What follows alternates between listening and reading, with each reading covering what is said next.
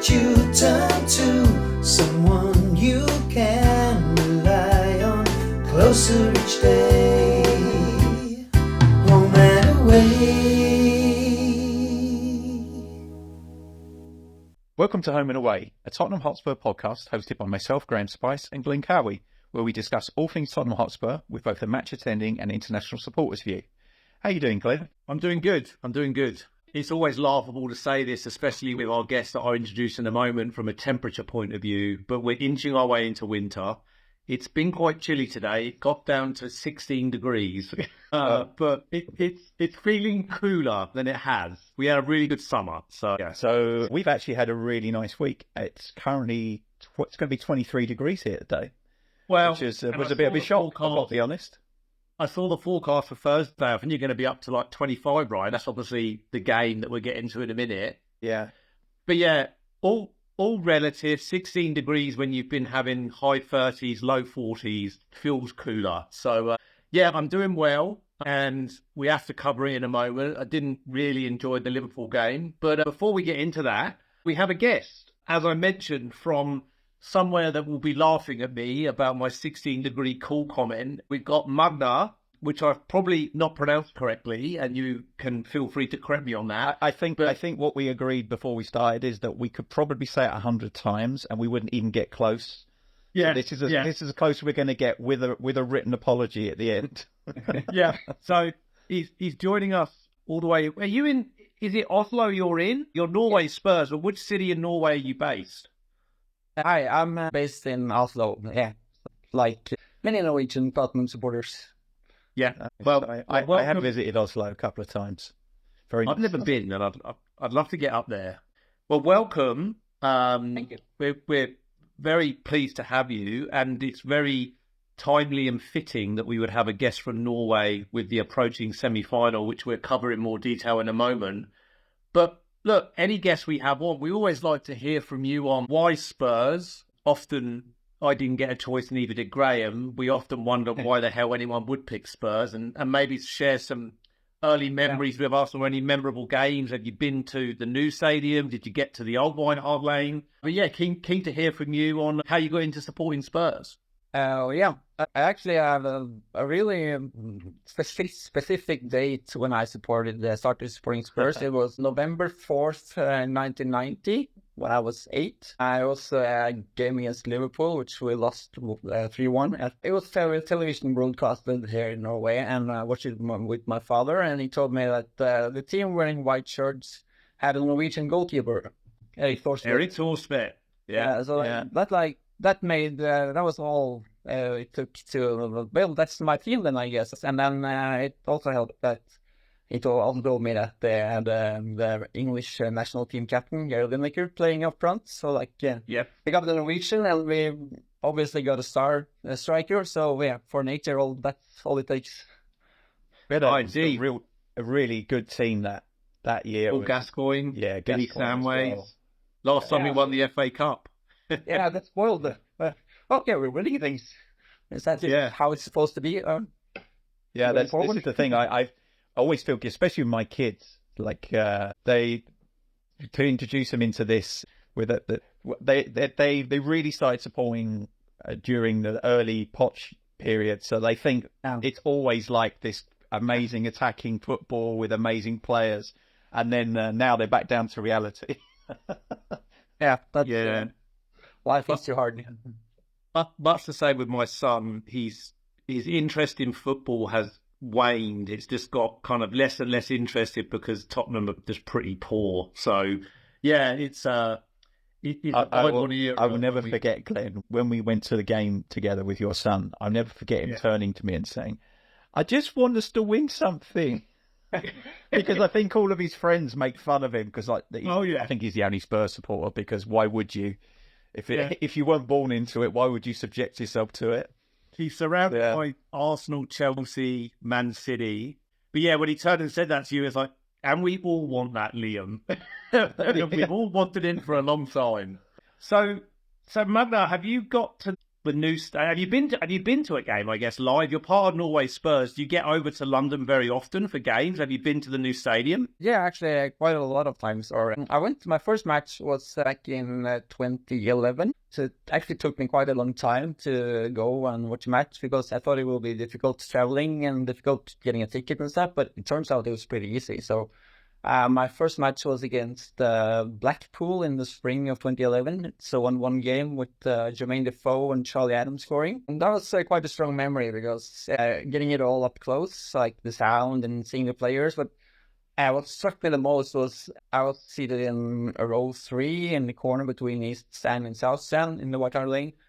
When guys bailed around past me out on the pitch, I could actually smell the grass.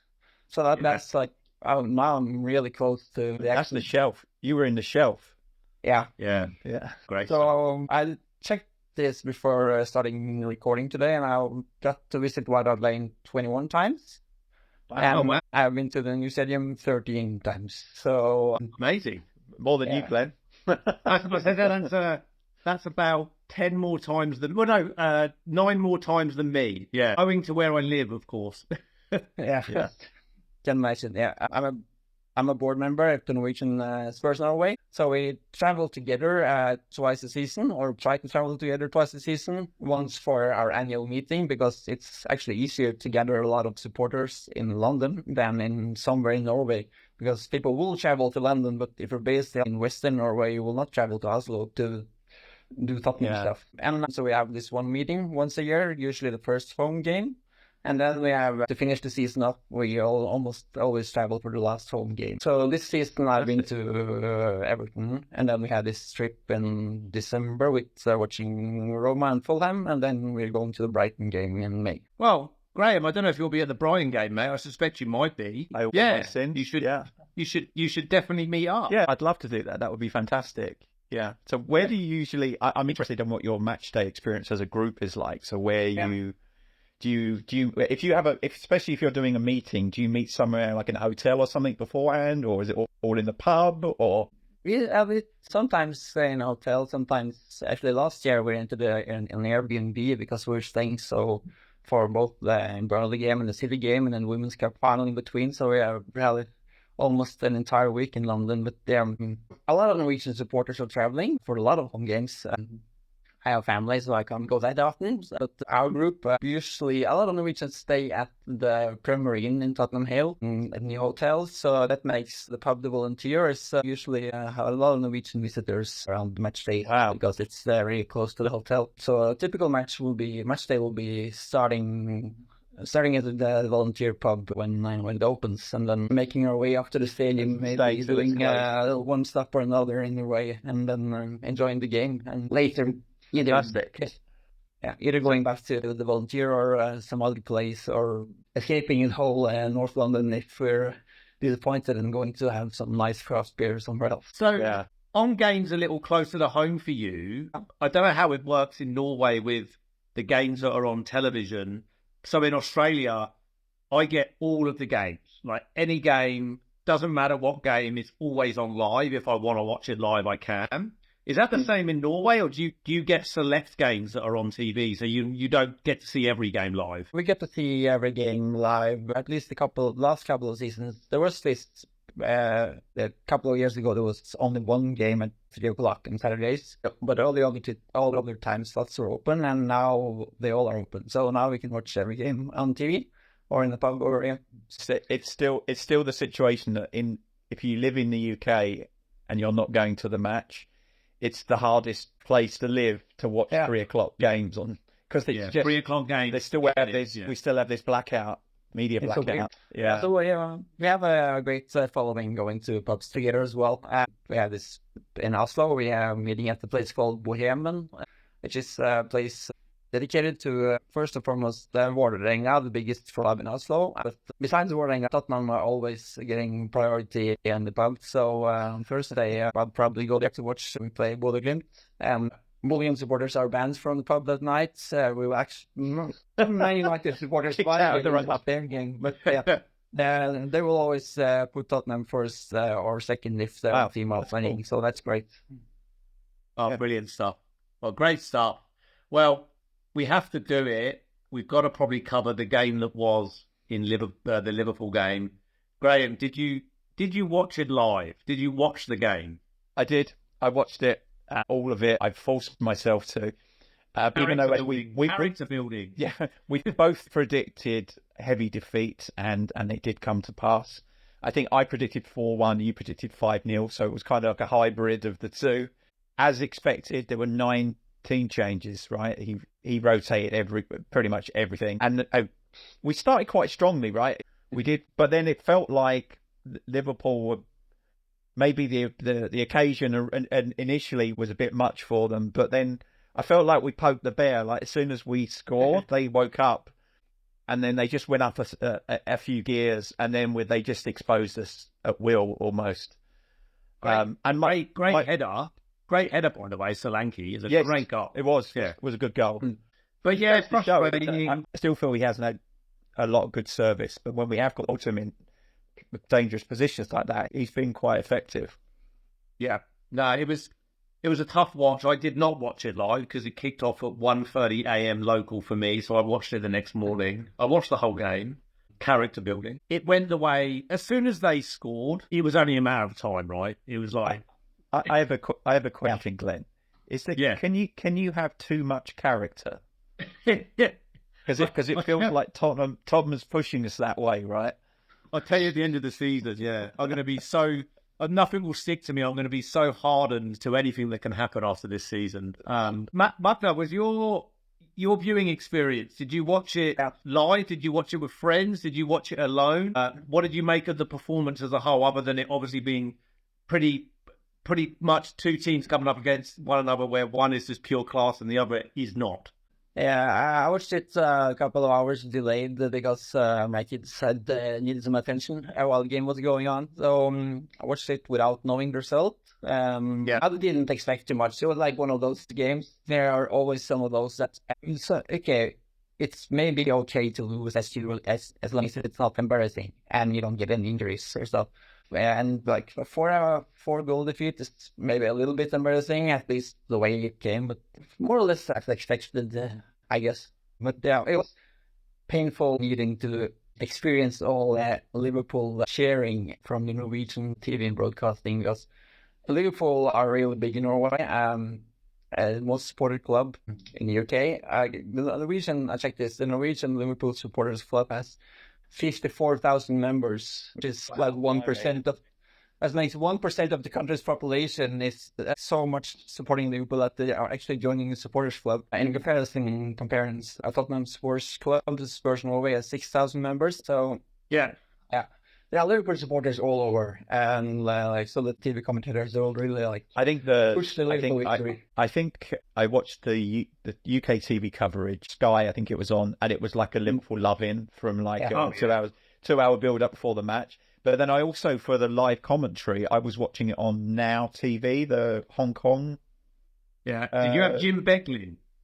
I think it might have been, but it was just as bad. There wasn't a single commentary that wasn't just a massive Liverpool love-in. It was I just didn't want to listen to it, but it was unfortunate. And this is a question for both of you. Do you feel all of the changes were necessary going into the semi-final? Graham, do you feel that he needed to make that many changes? I don't know. And this is one of the things I wanted to... Do you think, and I'd like to get your opinion on it, both of you, did you think he's sacrificed his job to win the Europa League? Because I feel like he's literally put them... He's rotated everyone out for the league games, or at least he's made so many changes that they look like strangers playing together. Do you think we've had this conversation? Is the Europa League enough to keep him in his job? And if it's not, the league performance has been so bad that he's gone, right? I think he will be gone anyway. So maybe he'll want to go out with a good feeling of winning a cup, or If not, he will probably go out with doing really bad in the league, or maybe a little less bad, but still not winning anything. So, yeah, he's put all his eggs in one basket and maybe hoping for it to work out. And maybe it will, but I think he still will. I think he had too many bad experiences through the season. So, it will be hard getting the players on board to, resetting for a new season, even if we win the European Cup. I think that's the thing that worries me the most for next season is if we keep him because he wins the Europa League, and we get 8 games in, and we're having a Jacques Santini type of season where we 2 points from 8 games, as Harry Redknapp we used to love to say, then it's too late, really, right? If we're going to do this, we need to do it in the summer where we've got the opportunity to restructure the squad around how a new manager wants to play. Doing it after the season started means we don't get a good choice of manager. We're unlikely to get our first choice manager if the season's already started, because they're probably all being jobs and they're not going to want to move just after the summer. So I feel like it's almost a foregone conclusion. And I don't think that Bergvall would have extended without knowing the future. So I think it must already be decided. Well, two things. You mentioned another shit manager there. I think you meant to say Ramos, but you said Santini. Oh, yeah. Sorry. No, don't say sorry. Equally as bad. I just found it funny that you brought him up as well. You meant the other crap one. Yeah, not that crap one, the other one. Yeah. I don't know. I go 2 ways with it. Bergvall signed a contract because, in fact, the players are behindhand and he's staying. And if the club in the summer, and this assumes we win the Europa League, by the way, this is me assuming that. So let that sink in. That's the world we're in right now if this happens. If the club take a pragmatic approach, then why wouldn't you keep him? He's delivered on something every manager we've had in the door has not been able to do, even serial winners, and he's qualified for Champions League. I feel based on those 2 factors, he might be kept in a job. And I think, can you argue with it? I don't know if you can. Pragmatically, it's not untrue, is it? And I think what may save his job is if he internally says the Europa League is what's important. So if it's not important, those league games, it's kind of turned around from the Pochettino era, because we used to be really bad in lots of European matches during Pochettino, because he was honest about we prioritize the league. So if Ange is same way honest about we prioritize the European Cup, so don't care too much about the league. And if he says that internally and that it's accepted internally, and that if that ends up winning the Europa League, he might save himself. And I was thinking about this the other day. This is what goes on in Glenn Cowie's head when I don't do exercise on my own or run. It's that monkey with the cymbals. Ding, ding. Yeah, exactly. And I was thinking about that very point that was just made there. We've had so many Tottenham teams that have actually been really bloody good and found our way in semi-finals and League Cup finals and Champions League finals, and we've not got over the line. Fallen at the last hurdle. Yeah. Now, wouldn't it be quite something if we actually got over the line, but the league is shit out? You can't make it up. The only thing I would say is that if you're Daniel Levy or the board, I think, and I haven't done the maths on this, and I'd like to work it out. I don't think that the prize money for the Europa League is that much compared to the Champions League, right? I think the difference between finishing 4th and finishing 16th, the prize money difference is more than the money we will get for winning the Europa League. So I agree. I want the trophy. Right, we haven't won a European trophy since '84, so I remember that one.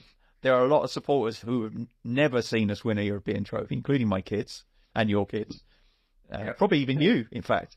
I was 2 the last time it happened. I was 2 as well. Yeah. So I'm much older than both of you. I was 13, so.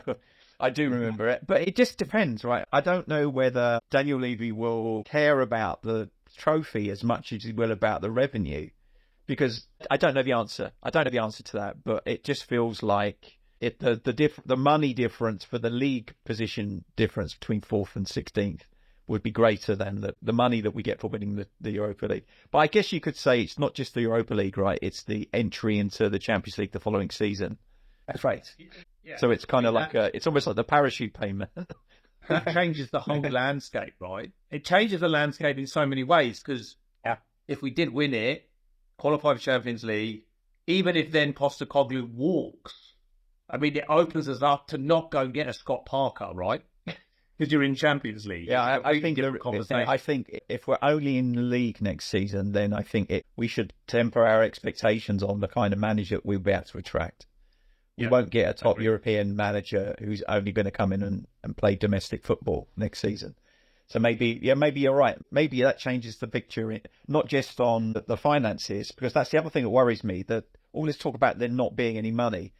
I mean, you can't move around Tottenham for the amount of non-football events that are going on there. And where is that money going? It feels like they've just signed a deal. They can now have 30 non-football events a season. So it's up from 20, I think it was. Yeah. So like that's every one they're making multiple millions for. It just feels like the money aspect of this feels a bit odd. The game-changing stadium was supposed to be the thing that really changed it up for us, that allows us to compete financially, but that's certainly not been the case, and it feels like we're actually going backwards, not forwards. I don't know why that is, but that I think that's a discussion for the end of the season, when we know what the situation's actually going to be. I think that we can speculate so much on what might or might not happen, but until it has happened, well, and it's hard, right? I mean, I guess that's half of the reason we exist and we talk about this stuff, is that people are interested, and including 100%. And there's me talking like it has happened, but we've got a semi-final to play against a Norwegian team, and it's obviously Bodo Glimt. Now, Magne, I want your help with this. So tell us what you can about Bodo Glimt, but also, do you know what the Glimt stands for? Does it mean glimmer? Because that's what I kind of guessed, but maybe I'm completely off base with that. We didn't know if it was a nod to the Northern Lights. I don't actually know the history of the name, or know a bit of it, because Glimt is like a flash, a short piece of light or something. And the old name used to be just Glimt, and then they were promoted up to the first division, and there was another Glimt team, so they had to add Bodo in front, because that's the reason for the slash in the name. So yeah, they have been the best team in Norway in the recent years, but it only started like back in 2018. Up to then, they were going team like lower half, maybe getting relegated and going up again a couple of years later. But they started hiring some outside the football people, like a new coach and sports director and stuff, and putting together a good team outside the field, and then combined with having a good generation of young players. The season after getting promoted last time, they finished second, and the year after they won the league. And yeah, since then they've been really good here in Norway. About the team playing, they're much more a good unit than good single players. What's pretty striking about the team is they had a lot of success in the Norwegian league and also in Europe. So they have sold a lot of players, but almost no one has succeeded after leaving Bodo Glimt. Maybe one. Maybe the one is Victor Boniface, who played the striker for Leverkusen last year when they won the Bundesliga. But it's actually 5 people in this probable starting lineup, not for the first match because of suspensions, but before the second match in a 1.5 week. 5 of those players have left Bodo Glimt, played maybe 2 seasons abroad, and then came home after not doing quite well due to lack of playing time. They just returned home. So yeah, they don't have that many good single players, but the unit is really drilled. They've been playing. It feels a little bit like Brighton. I feel like the sum of the parts is greater than the individuals. And then when Brighton have sold a lot of players on who have not gone on to be as good as they looked in the Brighton team, and I think the system and the team is the strength, not the individual players.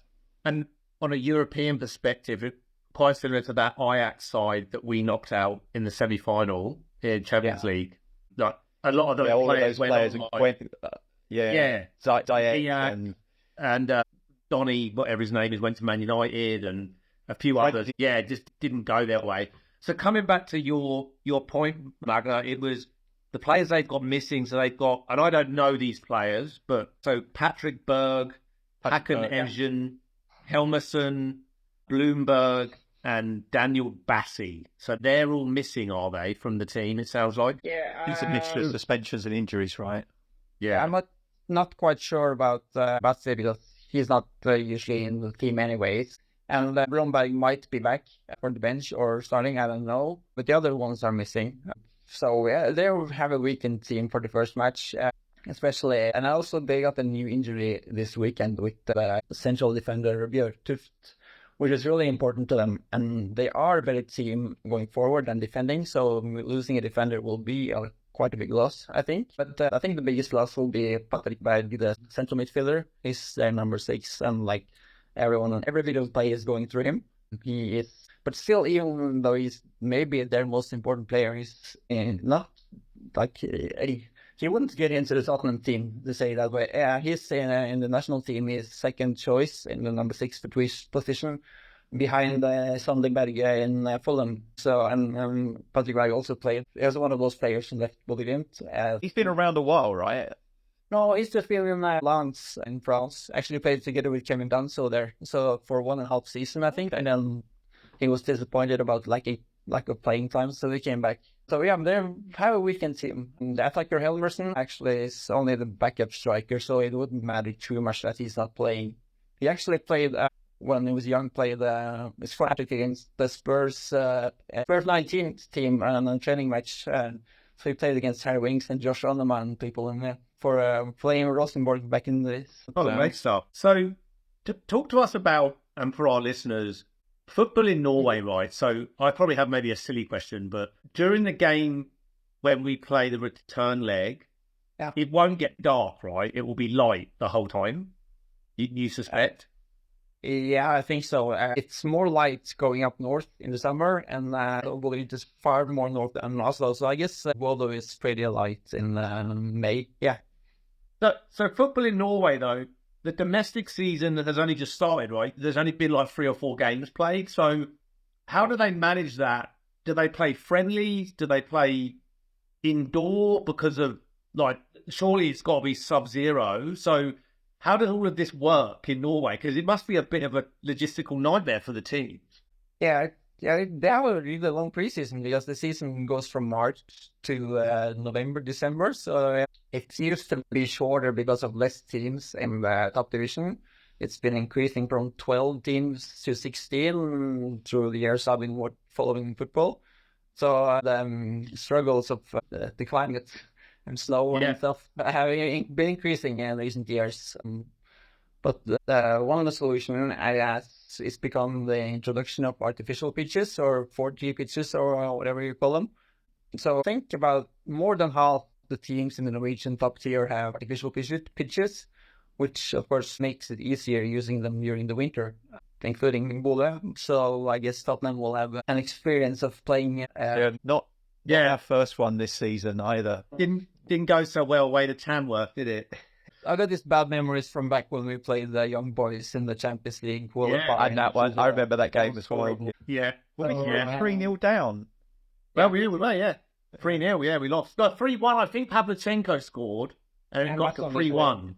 Yeah, I went to the return leg at the old stadium. Yeah, I remember. Yeah. That was a qualifying match, wasn't it? If I remember rightly.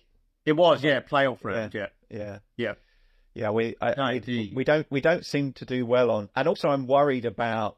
We've got a lot of players who've been out with long-term injuries, and I'm worried about knees and ankles and other things that it's quite hard on the joints. Yeah, I'm pretty scared of watching Mickey van der Ven trying to run on 4G pitch up in the Nordic in Norway. That's hopefully. I think that the key here is that I think, as you said, they'll be much weakened in the first match. And I think knowing that it's going to be a 4G pitch and all the risks associated with that, we really need to put the game to bed in the first match. I think we need to take the advantages of having the players missing and the home advantage. And I personally think we need to take a 2 or 3 goal lead to Norway, because I don't trust us to turn up in Norway. But what's interesting, and I looked at this, Bodo Glimt's games that they've been playing in. Of course, let's not forget, they lost to Lazio. They still lost the game 3-1, so they can be got out and goals can be scored against them. They lost to Olympiacos in the Europa League. They lost to FC Twente. They drew with Nice, and I think that was it. As far as away, on the road in the Europa League, they actually don't travel so well. So that's right. Hopefully we can do the business and get the result that we need. But they've been resolute at home, right? They've had some really good. It's the home form that got them through to the knockout phases. For sure. 100%. So to your point, let's make sure we don't have to go to Norway needing a result. It's quite interesting, right? Because actually, if you think about it, half of the group games would have been played during the Norwegian off-season. Yeah. So that's impressive.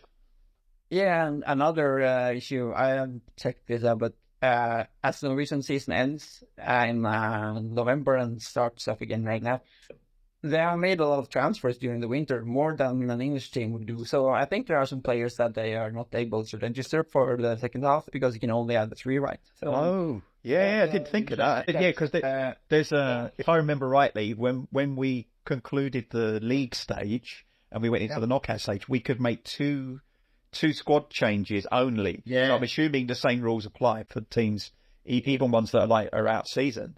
It is. So I guess Interesting. there might be some players saying would like to have with them, but who's not available. But not the important ones anyway. I guess. Yeah, indeed. I just quickly to say, I did a quick. I think the way that they play, actually, there's a lot of similarities in the way that we want to play. Not saying the way we have been playing in terms of high pressing, counter pressing, fluid attacking play, building up from the back, which, just going back to the Liverpool game, we absolutely put ourselves into so much trouble playing out from the back. The Liverpool press was excellent, and it was horrible. It was a car crash. And also, the thing that we've struggled with this season is the fast transitions. So when we win the ball back, we've been really slow at progressing the ball back up the pitch. And by the time we've got the ball into the final third, there's 150 people in the box ready to defend against us. So I think that's something that they seem to play a high line like we do. It feels like it's quite an even match in terms of styles. It's just really whether we turn up on the day and that we impose our style of play rather than let them impose themselves on us. And this is, like, again, getting ahead of myself in terms of if we find ourselves in the final. But we've never actually had a style of play or a manager in big games like semis and finals where we're just willing to have a bloody go at it. So hopefully that's what happens, right, on Thursday night, that we just have a go and we sweep them aside because we just got too much for them in attacking play. That's what I'm hoping happens. But before we get to predictions, I'm keen to hear first from you, Magna, on, are you going to be watching it with the Norway Spurs? Are you going to the pub? Are you watching it at home? And then, Graham, I want to get your take. I know you're going, but go ahead, Magna. Are you going to be watching it with people in Norway or just at home? Actually, I haven't decided yet. I want to go to the pub, the regular pub we used to watch matches, but it's going to be packed, so I need to be there really early to get in. So, but I hope I can manage it. But I'm really this game is really a big nerve game for me, because if the Spurs will lose, I guess it will be the most embarrassing loss I ever witnessed. And I started thinking about this. Yeah, I went down this deep, dark rabbit hole, because there are a lot of options to pick from like the worst game ever. But if Bodo Glimt win, they were like, Norwegian will talk, every Norwegian, sports loving Norwegian will talk about these games forever. And when someone brings up, what is the biggest achievement in Norwegian football history? Oh, that's Bodo Glimt beating Spurs. So, like, I will be reminded this forever and ever. It's Tottenham lose, so it's like it's like the doomsday scenario for you. Yeah. And at the time, I support the Norwegian team, Tromsø Bodo's rivals. So I will be like reminded in every way from our rivals, from people who don't like Spurs, and from every sports fan in general. So I'm really worried. It'd be one of those sports quiz questions, like for forever. Yeah. Well, let's hope it's not, and we just get the job done. I hope Graham, yeah, you're going, mate. So yes, who I'm going with. Is it Thomas? No, just Thomas this time. I took Josh to the Frankfurt game, so I'm taking Thomas this time. He's coming. He's taken half a day off on tomorrow, and he's driving down. I'm going to meet him probably at White Hart Lane. I think he's going to park at Theobald's Grove I never completed my story from the Forest game for the travel arrangements. Yeah. You had a horrible story. So basically, it was an awful game to watch. It was an awful game to be involved with. The stadium the atmosphere was not good. So I walked with my friend Alex. We walked to White Hart Lane to get the train. He was going into London. I was going out of London because I'd parked at Theobald's Grove. And White Hart Lane was closed. The station was closed. And I was like, and I went and spoke to a copper, and he said, no, the whole line's down. So I'd no way of getting to my car because it's only on that line. It's not like Tottenham is where the two lines join up. So it was before that. So Alex, basically, I sent him off down to Seven Sisters to get the tube, so he was fine getting back into London. I walked to Edmonton Green, which is, that's about 4 kilometres or something like that, just so I could get far enough away from the stadium to get an Uber. So my train ticket had been £8, and I ended up spending 30 quid on an Uber because there was surge pricing, because obviously everyone was in the same boat. But I managed to get a taxi to my car and then get home. But the weird thing is, even with all that bullshit, I still got home quicker than I did the last time I got the train. I was about to say that, because where we live, it's quite funny, Magna. Graham and I are basically pretty much from the same town, pretty much. So he lives one town over from where I'm from. But yeah, usually if you get the train, if you go for an 8 p.m. kickoff, often you're not home until almost 1 a.m. It's a nightmare. It's an absolute nightmare. Well, what a story. But so you're doing the same again then for the Europa game? No, no, I'm not. I'm going to get the train all the way in, because then I know if there's a problem with the train, I can walk down to Seven Sisters. I can get back. Yeah. I'm off on Friday. I've got no need to rush home. So as long as I get the last train, I'm good. Yeah. I'm golden. But yeah, I'm actually quite excited about the match. I really hope the whole stadium can put the whole recent run of poor league form behind 100%. Us and really get behind the team. Football, look, we all love Spurs and we want us to do well, and football's about emotion. So let's hope the atmosphere is emotional, and it's good because it's a major European semi-final. We haven't seen many of them in our lifetimes. Let's hope it's a cracking atmosphere for you. I think that, I don't know if you saw the email, Graham, but they're encouraging everyone to wear white. So wear a white Tottenham shirt. They're trying to create a sea of white in the stadium. I see what I can dig out. So for the Forest game, I wore my 1997 Klinsmann number 37 from his second stint. The old pony one. The blue and cream one, which is one of my favourite. It was my lucky shirt, but not anymore. I never forget going into the Spurs mega store with my son, and he was buying the latest kit, and the guy behind us said, I really like your shirt, because it's an original. It's like I got it in '97, and I said to the guy, yeah, it's an original. It's older than my son. So yeah, brilliant. That's good. That's cool.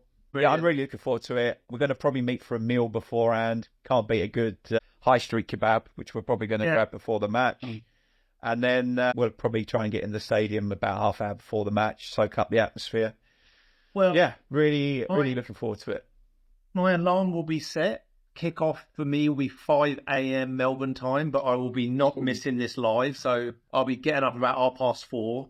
So yeah, it's one you don't want to miss no matter the time. And going around the room for predictions, I'll start. I think we're gonna win 4-0. Graham, I don't think we can keep a clean sheet. I'm gonna go 4. I'll go 4-1. I think that 4-1. I think that the 3 goal difference is what we need. So I'm hopeful rather than optimistic. Man, good stuff. And Magda, what prediction are you going to put on it? Do you reckon we're going to score a few goals, or how do you think it's going to go? I said to myself, I will feel quite comfortable if we win by 4 goals, and I think 3 goals might be enough. So I think, but I get a sneaking feeling that it will probably be a 2-goal victory, which might sort out to be enough anyway. So I'll say 3-1, maybe. It would certainly mean that there's everything to play for in the second match, that's for sure. The last thing I really need for my own health, for mental health and physical health, is another Frankfurt 1-1 draw. And then to take that away, I don't think I could cope with that. To have to win on the day on a plastic pitch would be too much for me to cope with, I think. Well, I'm kind of daydreaming ahead for the second leg, for it all to be wrapped up by the time the second leg comes around, so I can just watch it on delay and not get up at 4:30 in the morning for the second leg. Yeah. Oh, good stuff. Well, we had a few other bits to cover, not very much, but Lucas Bergvall signed a new contract. Yes. So It's, a 6-year deal. and we were trying to read between the lines whether this means something to do with the manager position for next season. Yeah, whether does it mean he knows he's staying, or does he know something that we don't know? Yeah. Or is it just classic Levy and Spurs in that if Bergvall turns into what we all hope he does in 3 years, we can just sell him for 150 million? Yeah. Big I think asset. there's always a degree of that, but then if you're a player, would you commit to a season not knowing the managerial, commit to a new contract, not knowing what the subsequent seasons, who will be in charge? I mean, interesting, right? I also think that he's been one of the people who's benefited most from the injuries that we had this season, in that he would not have got anywhere near as much game time as he has. And actually, what that has done has forced him to mature as a player very quickly. I feel like he's grown up in the space of like 6 months. I think he's one of the first names on the team sheet at the moment. I think he's good all-round play. He runs for the entire match. He's got physical presence. He's a horrible. There's a bit of Lamella about him, which I really like. There's a little bit naughty. I like that about him, and technically he's very gifted. So I feel like, actually, I'm super happy with tying him down to 6 years. I don't know what it means, if anything, but I'm just really, really happy. So from your Norwegian contingent, Sweden and Norway, is there much needle there, or is that more just between Denmark and Sweden? Or like from Lucas Bergvall, Magne, is he well thought of in Norway, or is he not liked because he's Swedish? It could possibly be disliked because he's Swedish, because Sweden and Norway share a long border. So Sweden and Norway are maybe even more rivals than Sweden and Denmark. But I guess the rivalry is a bit more in cross-country skiing than in football. So among my fellow Norwegian supporters, Bergvall is really, really popular. So lots of happiness yesterday about the new Yeah. I think it's a good sign. Just something I wanted to mention, and I've been really disappointed, is that I felt bad for Archie Gray, by the way, on the Sunday for the Liverpool match, because we didn't bring him into a winning side, right? we made all those changes and then expected him to just do his thing, and I felt really bad for him, because he's been another one who's really, we've been able to rely on him to turn up every match when we had all those injuries, and then since everyone's been back, he's hardly had a look in, like not even substitute appearances, which I think has been quite disappointing. And I felt bad for him Sunday, because I think the tactically was set up wrong, and actually the players he played with didn't really add much to the equation either. So was disappointed. I feel bad for him. I feel like his performances this season are warranted more. Yeah, no, agreed. He and Bergvall are clearly the future of our midfield, right? So it was a shame to see that he was chucked into that and almost not really even get a bit of a rubber ring. Did you also see that his younger brother, Harry, made his debut for Leeds? He's 16. Oh, they reckon he's good, if not better. Well, the Gray family obviously has a rich history of producing good players, but talking of young players, and I know we're going to be wrapping up soon, but one thing I wanted to mention, George Abbott, I believe, won the Goal of the Season award in, would that be League One? Was it League One? Yeah, League One. He did? Yeah, League One for Notts County. And if anyone, I've sent it to you, Graham, but I'd encourage anyone and our listeners or Magne, go and have a look. It's a great goal. Yeah, well deserved. Brilliant, Yeah, brilliant goal. Thomas lives in Nottingham, and he goes to Notts County games quite a lot, but he's got friends who are season ticket holders, and they go regularly. And Abbott's had a fantastic loan season up there. They love him. He's been instrumental in all the good things that they've done this season. So we need more players to have successful loan spells like that, where they are trusted by the managers that they're sent there to play for, and they get to really showcase their skills and to get experience playing at a senior level, because I think that's important as well for them for their development. Absolutely agree. Well, look, it's been a pleasure to have a Norwegian connection with the Bodo game approaching, please do flick your number across to us on email, and Graham will get in touch with you for the Brighton game and perhaps buy you a beer, or buy him one from me as well, Graham, if you'd like. Yeah, it'd be nice to meet up before the match for sure. Yeah. Thank you for having me. It was great. Yeah, no, I pleasure, appreciate it. pleasure. Thank you. Yeah, it was great to have you on. Well, as always, to close us out, I'll hand to you, Graham, in a moment, but massive European semi-final ahead, and come on, you Spurs. Thanks to everyone who's listened in. Please like and subscribe to the podcast to tick all the algorithms so we can get in front of more Tottenham supporters. And to close us out, as Glenn said, come on, you Spurs. You can contact us on email at tottenhamhomeandaway@gmail.com or on Twitter X @TottenhamH&A. Let me be the one that you turn to, someone you can rely on closer each day, home and away.